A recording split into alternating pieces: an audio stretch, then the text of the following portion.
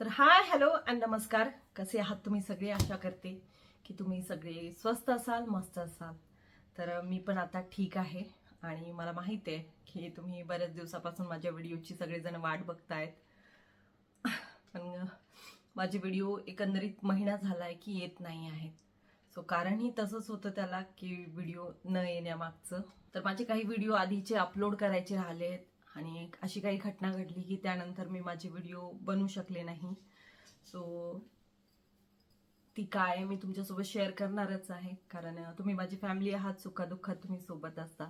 तर माझ्या सगळ्या आनंदाच्या असो किंवा दुःखाच्या असो, ते माहिती तुम्हाला मिळेलच. तर माझी जी सगळ्यात जवळची व्यक्ती होती, म्हणजे खूप इतका लाड कोणीच केला नसेल आयुष्यात, इतकं प्रेम कोणीच दिलं नसेल आयुष्यात, असं प्रेम जे जिने दिलं होतं ती माझी आजी, म्हणजेच बडी आई. तर माझी बडी आई जी आहे ती आता आमच्यामध्ये राहिलेली नाहीये. तर हा व्हिडिओ बनवतानाही मला फार त्रास होतोय, म्हणजे मला बनवायची हिंमतच नव्हती. पण आता एकंदरीत महिना झालाय, माझा कुठलाच व्हिडिओही नाहीये त्याबद्दल आणि माझं कुठल्या कामातही लक्ष राहत नाहीये. मला सगळे बोलतायत की तू तुझ्या कामात व्यस्त हो, तू तुझ्या कामात व्यस्त हो. माझ्या माझ्या डोक्यात फक्त माझी बडी आई असते. मी माझ्या कामात पण लक्ष घालू शकत नाहीये. तर सांगायचं असं की एक दिवस म्हणजे भावाचा माझा फोन झाला. तर मी त्याला विचारलं तब्येत कशी आहे, काय आहे. पहिले ती बोलायची, पण झालं 15-1 दिवस तिने बोलणं सोडून दिलं होतं. मी मागच्या व्हिडिओमध्ये शेअर केलं होतं माझ्या एका की ती आजारी आहे बाबा. तर तिने बोलणं बंद केलं होतं. त्यासोबतच वारायच्या आधी 5 दिवसापासून तिने खाणंही बंद केलं होतं. काही खाल्ल्या जात नव्हतं, तिला गिळता येत नव्हतं. त्याचं तिचं वय पण भरपूर होतं. तिला 99 वर्ष पूर्ण झाले होते आणि 100 तिचं रनिंग होतं. तर भावाचा माझा फोन झाला तर त्यांनी सांगितलं की आई काही खात नाहीये. आम्ही सगळे नातवंड तिला बडीआई म्हणायचो. बडीआई फक्त आमचीच नव्हती, सगळ्यांची बडीआई होती. तिला सगळेजण बडीआई म्हणूनच हे करायचे आणि तिची बडीआई म्हणजे ती तेवढीच बडी होती सगळ्यांसाठी. तिचं कुणाशी कधीच भांडण झालेलं नाही. सगळ्यांवर तिची माया होती, सगळ्यांवर तिचं प्रेम होतं. तिने कुणाला कधीच दूर लुटलं नाही, सगळ्यांना ती जवळच घ्यायची. अशी आमची बडीआई होती. बोलणं सुद्धा कठीण होतंय, पण तिच्याबद्दल थोडंसं सांगावंही वाटतंय. तर तिची 99 वर्ष पूर्ण झाली होती, 100 तिचं वर्ष चालू होतं आणि आम्ही सगळ्यांनी ठरवलं होतं की तिचा 100वा बर्थडे आम्ही तो खूप थाटामाटात खूप जोरात करणार आहोत. म्हणून सगळ्या भावा बहिणीचं आमचं हे झालं होतं की तिचा 100वा बर्थडे आपण खूप जोरात करायचा. सगळे पाहुणे रावणे नातेवाईक सगळ्यांना बोलवायचं. पण तेवढी संधीच दिली नाही आम्हाला देवानी. तर तिने 5 दिवस आधी खाणं सोडलं होतं. तर मी माझ्या भावाला म्हटले की मी येते भेटायला. तर मला जायचं होतं तिला भेटायला. तर म्हटलं एक दिवस आपले सगळे कामं आपण आवरून घेऊया आणि पुढल्या दिवशी निघूया, म्हणजे परवा निघूयात. तर परवा निघायचं. तर माझी मोठी मुलगी जी आहे पूर्वा, तिची मैत्रीण आहे. तर त्या तिची आई आणि 2 मुली अशाच इथे राहतात. वडील तिचे भोपाळला असतात. तर त्या मुलीला कावीळ झाला होता, तर दवाखान्यात ऍडमिट केलं होतं. तर छोटी मुलगी जी आहे ती माझ्याकडे ठेवलेली होती. तर मग मी म्हटलं की जाऊ दे, यांचा एकच दिवस काढायचा आहे आणि सुखात तर कोणी साथ देतं, दुःखात साथ देणं गरजेचं आहे. तर तिचे वडील येणार होते दुसऱ्या दिवशी. तर म्हटलं ठीक आहे, ही दुसऱ्या दिवशी जाईल आणि आपण दुसऱ्या दिवशी निघूयात असं ठरलं. पण मग मी त्या दिवशी काही निघायची तयारी केली नाही, काहीच नाही. पण मग परत संध्याकाळी संध्याकाळी म्हणण्यापेक्षा दुपारी 2-2:30च्या दरम्यान फोन आला भावाचा की आजीची तब्येत खराब आहे बडियाईची, तू येऊन जा. मी लगेच सगळ्यात पहिला फोन जो केला तो ड्रायव्हरला केला. बॅगेत कसे तरी कपडे कोंबले आणि हॉलमध्ये आली.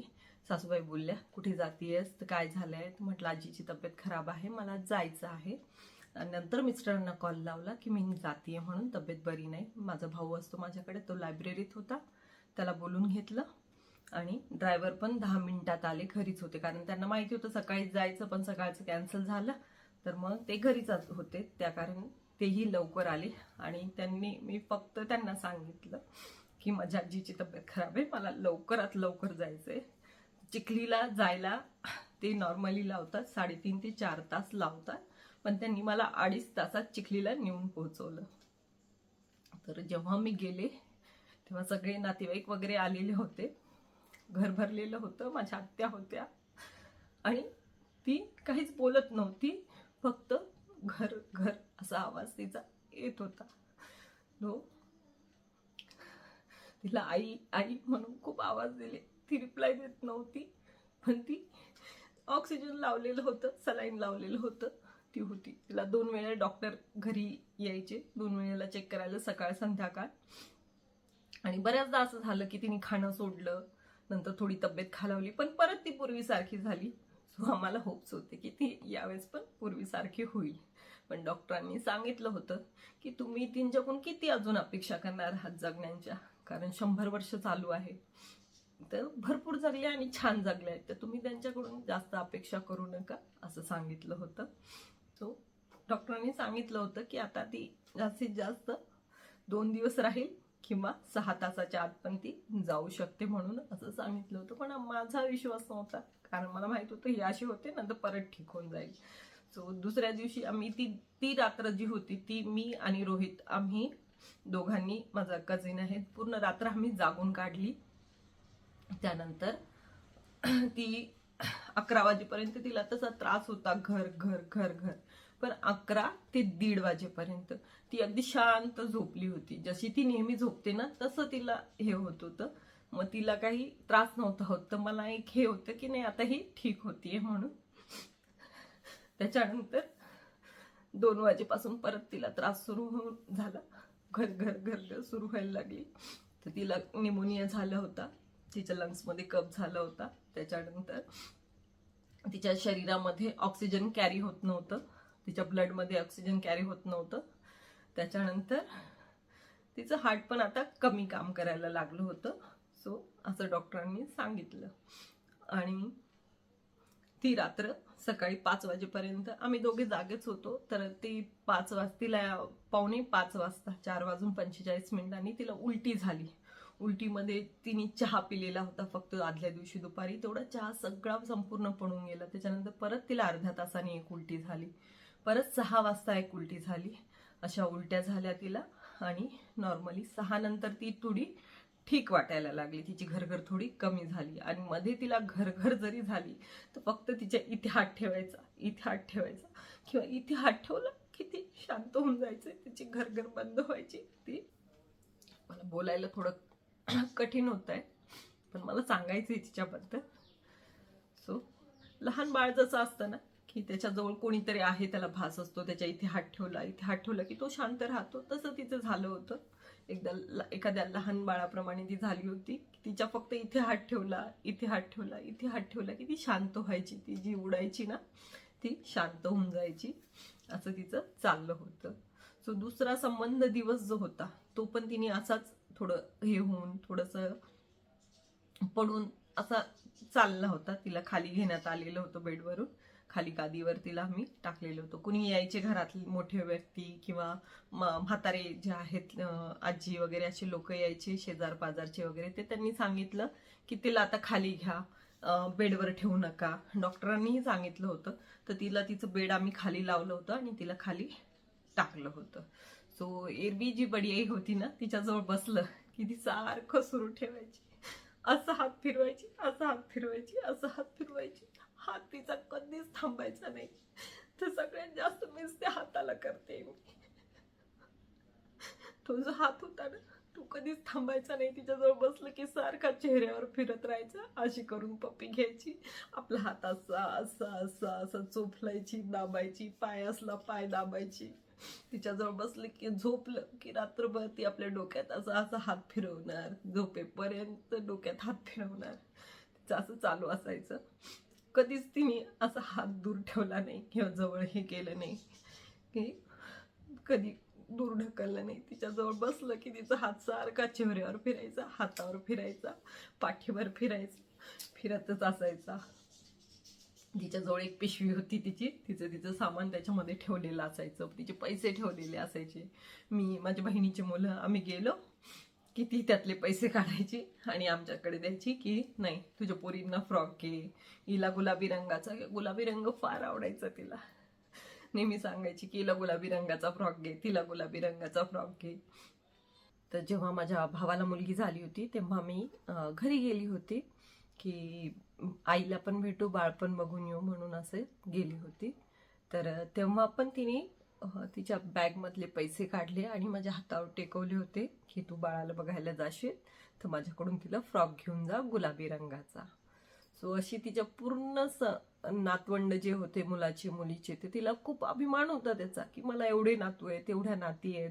तर ती सगळ्यांना सांगायची की माझ्या नाती खूप चांगल्या आहेत, माझ्या एवढे नातू आहेत, एवढ्या नाती आहेत, तर माझ्यावर खूप प्रेम करतात. तिला खूप मोठेपणा होता. तिला भेटायला कोणी आलं तर त्यांना ती सांगायची की माझ्या नाती खूप चांगल्या आहे, माझा खूप जीव लावतात, माझा खूप लाड करतात.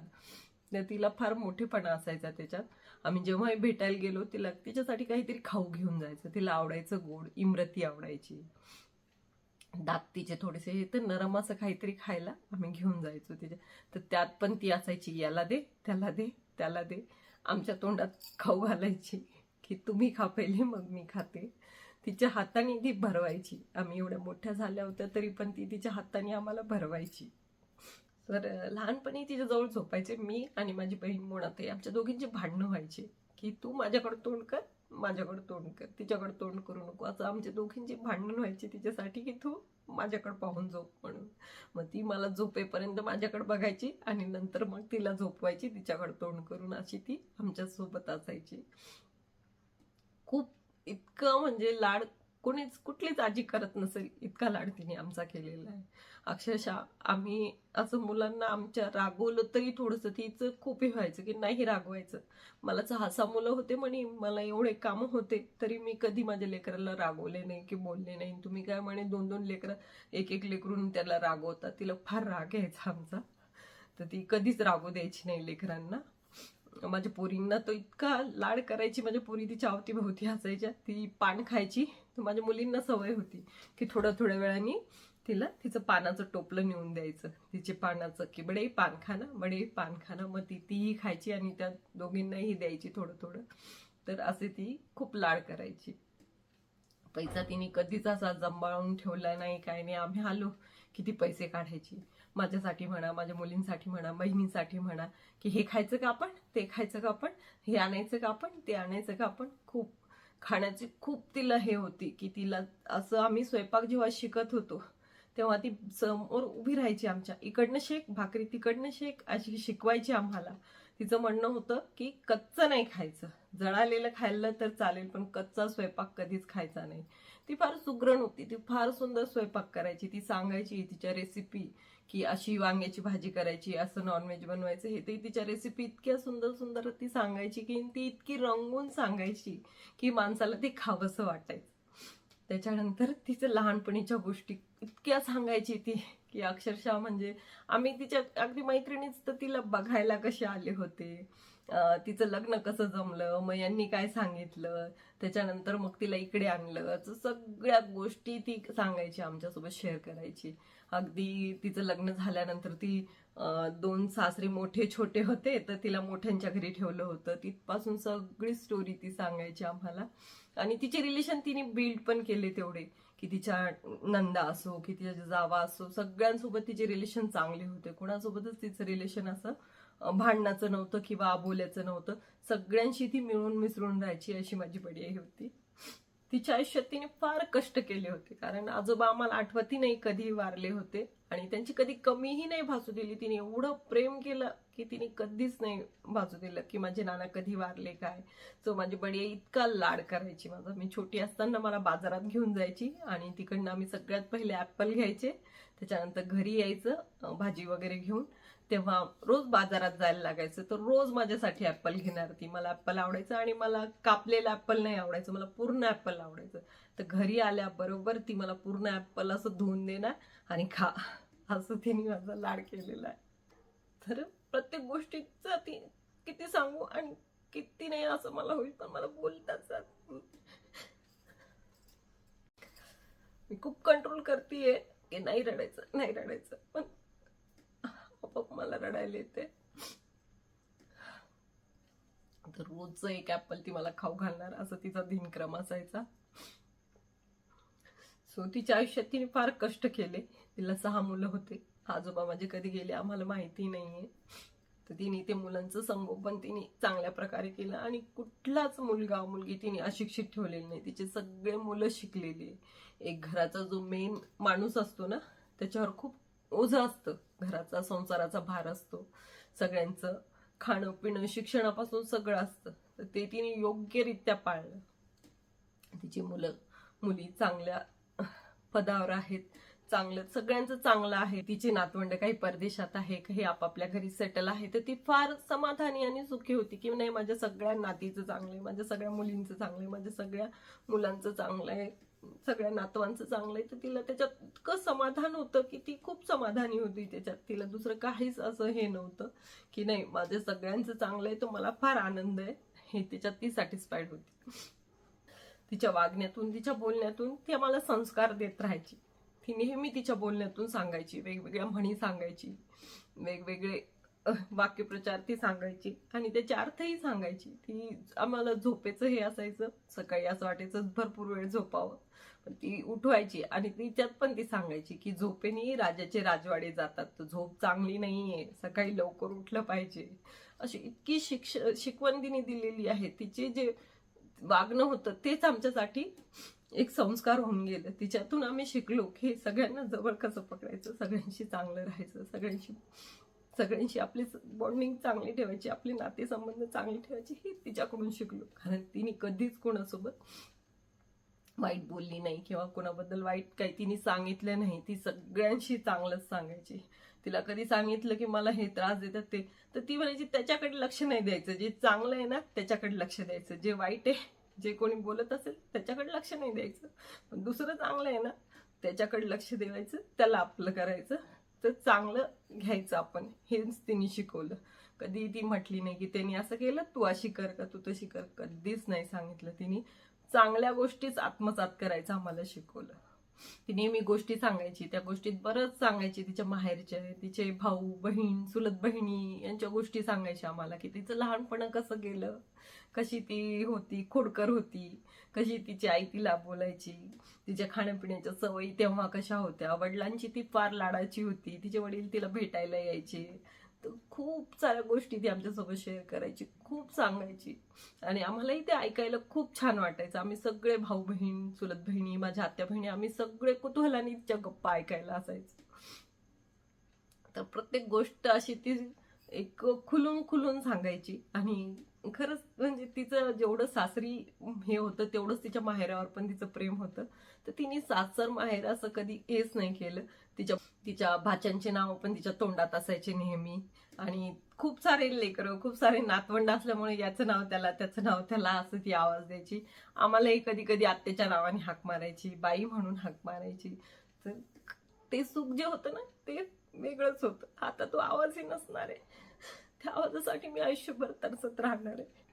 फक्त मी एकटीच नाही, तिच्या मुलं मुली, तिचे नातवंड, तिच्या नाती सगळ्या त्या आवाजासाठी तरसत राहणार आहे की ती हाक कधी कानावर येईल. कधीच कानावर येणार नाहीये ती हाक. सो असे 2 दिवस गेले. दुसऱ्या दिवशी तिला खाली घेण्यात आलं होतं. सगळे तिला भेटायला येत होते, बोलायला येत होते. दुसऱ्या दिवशीची रात्र जी आहे, माझी बहीण जी आहे ती म्हणे तुम्ही दोघं जागलेत, तुम्ही झोपा, मी बसते म्हणे, मग नंतर मी तुला उठवेल म्हणे. तो ती बराच वेळ जागली, 3-4 वाजेपर्यंत ती जागली रजनी. त्याच्यानंतर मग ती बोलली माझी पाठ आता हे झालीये, आता मी पडते म्हणे, तू बस. नंतर मी बसली तिच्याकडे. मग आम्ही त्या दिवशी कोणीच आंघोळी वगैरे काही केल्या नव्हत्या, कारण त्या दिवशी पूर्ण आमचं लक्ष तिच्याकडेच होतं. घरात कोणीच आंघोळी केल्या नव्हत्या, काहीच नव्हतं. सगळे तिच्या आजूबाजूनी तिच्या याच्यातच होते. पण तिसऱ्या दिवशी ती ना अगदी झोपल्यासारखी होती. ती नेहमी झोपायची ना तशी होती ती. मग आम्ही सकाळी मी पहाटे 4 पासूनच जागे होते. माझ्या काकू ज्या आहेत मुंबईच्या त्यांनी सांगितलं की आपण काल कुणीच आंघोळी केल्या नाही, तर सगळे पाहुणे यायला सुरुवात होतात वगैरे, तर आपण पटपट एक एक जण आंघोळ करून घेऊया. तर अशा आम्ही मग सकाळीच आमच्या 7 वाजेपर्यंत आंघोळी आटपून घेतल्या आणि तिची तब्येत ना मला असं वाटायचं आता ही चांगली होती, रिकवर होती. तर मला ज्यांचीही फोन यायची, सगळ्यांची फोन यायची तिची तब्येत विचारण्यासाठी. मी सांगायची नाही आता ती रिकवर होतीये. माझ्या सासूबाईंचा फोन आला मी म्हटलं की नाही, आता ती रिकवर होतीये. म्हटलं आज तिला काहीच त्रास होत नाहीये. तिला थोडंसं पॅरालिसिस सारखं झालं, तिचा चेहरा वाकडा झाला होता, हात असा झाला होता, तो हात पण अगदी सरळ झाला, बोट सरळ होऊन गेली होती, चेहरा छान झाला होता. तर मी म्हटलं नाही नाही, आता ती रिकवर होतीये आणि तिचा हात छान झालाय, तिचा चेहरा छान झालाय, तिचं स्किन छान झालीये, तर आता तिला बरं वाटतंय, तर ती रिकवर होऊन राहिली असं मी सगळ्यांना सांगायची. त्यांचा फोन येईल त्यांना सांगायची. माझ्या आतेभावाचा फोन आला देवघराजवळ, माझ्या सासूबाईचा फोन आला, माझ्या मैत्रिणींचा फोन आला. मी सगळ्यांना सांगायची की आता ती ठीक झालीये, ती ठीक होतीये आणि आता ती चांगली होईल म्हणून. मग ती त्या दिवशी अगदी झोपलेली कशी असायची तशी होती. माझ्या आत्या होत्या, मी होती, सगळे होते. आम्ही दुपारी असेच जेवण आटपले, तिला भेटणारे सगळे सुरूच असायचे. ते सगळे येऊन बसायचे, घर पूर्ण भरलेलं असायचं. तेव्हा माझ्या वडिलांची आते बहीण पण आलेली होती, ती आणि मी बसलेली होती. तर मी तिला म्हटलं बघ आता, म्हटलं कशी ती ठीक होतीये, म्हटलं ती बघ, म्हटलं कसं होतंय, हात पण ठीक झालाय, तिचा चेहरा पण ठीक झालाय, म्हटलं आता ती रिकवर होतीये. ती म्हणे नाही करी ना, असं शेवटी शेवटी होतं म्हणे, आईचं बाबाचं असंच झालं होतं तिच्या, तिने ते सांगत होती. आणि मग तिने असं बोलतच होतो आम्ही दोघी, तर तिने एक श्वास घेतला, एक श्वासात ती स्तब्ध झाली थोडीशी. दुसरा श्वास घेतला, दुसरा श्वास तिने तोंडातून सोडला. तिने जेव्हा श्वास सोडला, माझा हात तिच्या इथे होता, इथे हात होता. तिच्या दुसरा श्वास सोडताच ते हात तिचं बंद होऊन गेलं आणि ती आमच्यातून निघून गेली. तर अशी ही आमची बडी होती की तिच्याबद्दल मी जेवढं सांगेल तेवढं कमीच आहे. अगदी माया तिची एवढी कोणीच करू शकणार नाही ना, तिची जागा कोणी भरू शकणार. पण आता तिच्याशिवाय जगायची सवय लावावं लागणार आहे. तिच्या स्पर्शाची नेहमी आठवण होत राहणार आहे. तिच्या हाताची, जो चेहऱ्यावर फिरणारा हात होता तिचा, तू आता कुठेतरी शमलाय, तू कुठेतरी हरवलाय आणि तू कधीच मिळणार नाही, याचं जास्त दुःख होतंय. तिच्या आवाजासाठी कान नेहमी तरसत राहतील. तिची हाक मारण्याची जी पद्धत होती, त्या एवढा प्रेमळपणा होता त्याच्यात की काय सांगू. काय हरवले आयुष्यातील ते कळतच नाहीये, कुठे सापडणारही नाहीये. तिची उणीव जी होणार आहे ती कधीच भरून निघण्यासारखी नाही आमच्या आयुष्यात. सो याच्यापेक्षा मी जास्त आता बोलू शकत नाही. सांगण्यासारखं खूप आहे, खूप आहे, पण मी बोलू शकत नाहीये. पुढे मी तिचे थोडे फोटो व्हिडिओ टाकेल, तिचा कार्यक्रम कसा झाला काय ती थोडस टाकेल. एवढे लोक आले होते, गावगावचे पूर्ण रस्ता भरलेला होता तिच्या अंत्यविधीसाठी. सगळ्यांना तिचे दर्शन होतील याच्यासाठी टाकेल मी. तर आता मी बोलू शकत नाहीये, तर आपण ते बघूयात. आणि असा हा तिचा मायेचा प्रेमळ हात जो आहे तो संपूर्ण चेहऱ्यावरती असा फिरवायची आणि खूप लाड करायची. या सुखाची तुलना कुठेच होऊ शकत नाही.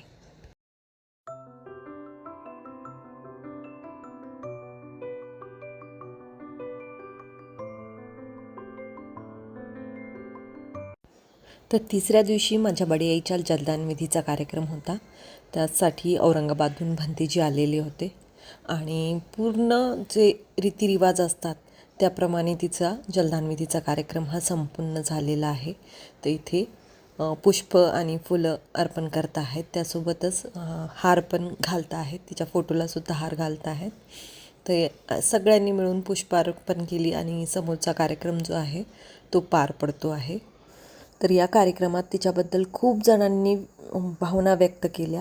तिचा जीवन प्रवास आहे तो शब्दात मांडण्याचा प्रयत्न केला आणि तिचे सगळ्यांसोबतचे संबंध कसे होते याबद्दलही बोलण्यात आलं.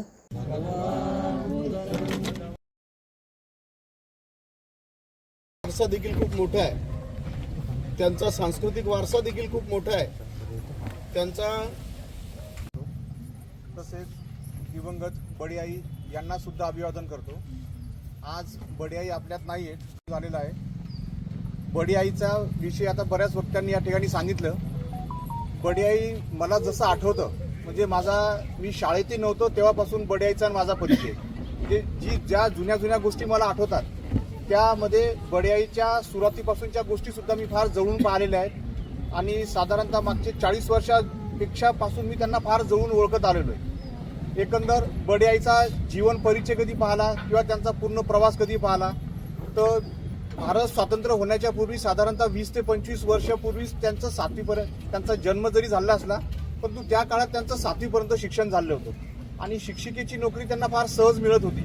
परंतु लग्नानंतर एक आमदार परिवाराची सून म्हणून ज्यावेळेस काम करताना त्यांनी ही शिक्षिकेची नोकरी काही त्यांनी केली नाही, कारण पुढची जबाबदारी त्यांच्यावर फार मोठी होती. एक आमदार परिवाराची सून म्हणजे आपण समजून घेऊ शकतो की किती मोठी जबाबदारी त्यांच्यावर होती.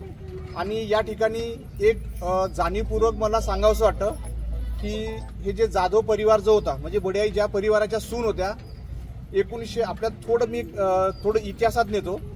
1935चा कायदा भारत सरकारने पास केला आणि त्यावेळेस जे ब्रिटिश इंडिया म्हटलं जायचं, ब्रिटिश इंडियामध्ये 5 देश राहायचे.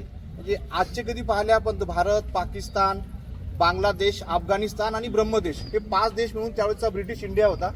आणि या 5 देशा मिळून फक्त 17,000 लोकांना मतदानाचा अधिकार होता. सर्वजण त्याच्या मार्गे नोकरीतून आता निवृत्त झालेत, पण त्यांचे नातवंड कोणी अमेरिकेत आहेत, कोणी नोकरीवर आहेत. म्हणजे सर्व प्रकारचं जे एक परिवाराचा नेता किंवा परिवाराचा प्रमुख म्हणून जे आपण सेटल करून देऊ शकू आपल्या लेकरांना, ते सर्व प्रकारच्या जबाबदाऱ्या त्यांनी फार चांगल्या प्रकारे पार पाडलेल्या आहेत. याच्यासोबतच नंतरच्या काळात शेती सांभाळणं असो किंवा आता कोणतं काम असो अतिशय चांगल्यानं केलेलं आहे. बडियाईचा परिचय माझा 40 वर्ष जरी जुना असला तरी मागच्या 2 वर्षापासून माझं घर बांधायचं काम सुरू होतं, त्यामुळे मी रोजच या ठिकाणी असायचो. त्यामुळे मी त्यांना फार जवळून पाहिलेलं आहे. मागचे 2 वर्ष तर आमची फार चांगली इंटरॅक्शन आलेली आहे. आणि त्या कदाचित आता असं म्हणायला पाहिजे त्यांनी मला माहिती नाही, परंतु त्यांचा मृत्यू याच्यापूर्वीच झाला असता. परंतु जे 2 वर्षापासूनचं पाहिलं मी, अतिशय त्यांची सोय खूप चांगली होती. मी फार जवळून पाहिलं. अतिशय स्वच्छता, कोणी असं म्हणणार नाही की एक बेड रिडन 95 वर्षाच्या एक महिला या ठिकाणी झोपलेल्या असतात असं वातावरण ते बिलकुल नव्हतं. एकदम स्वच्छ, केअरटेकर, सर्व खाणं पिणं, खाण्याच्या पिण्याच्या वस्तूंनी त्या ठिकाणी तो टेबल पूर्ण भरलेला राहायचा आणि कसल्याच प्रकारची त्यांना कमतरता नव्हती. अतिशय सोय त्यांची शेवटच्या क्षणापर्यंत घेतल्या गेली.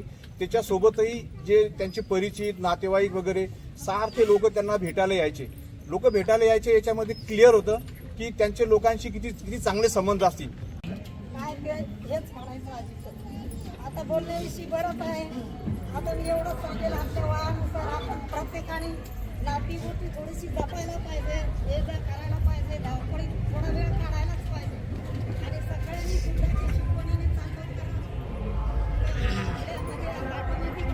म्हणून सर्वांनी हात लावायचे आहे आणि भक्तीजी जे काही शब्द म्हणतील, गाथा म्हणतील, ती गाथा आपण भक्तीजीच्या पाठोपाठ म्हणायची आहे. म्हणा इमंग इक्कं भिक्खू संघस्स जीवरदानं अर्थदानं देमं पूजेमं अम्मातं दीर्घकालं हिताय सुखाय पटिलाभाय इदं मिदानं निब्बानस्स पच्चे होतु द्वितीयंपे तृतीयंपे इमं इक्कं भिक्खु संघस्स जीवरदानं अर्थदानं देमं पूजेमं अम्मातं दीर्घकालं हिताय सुखाय पटिलाभाय इदं मिदानं निब्बानस्स पच्चे होतु साधु साधु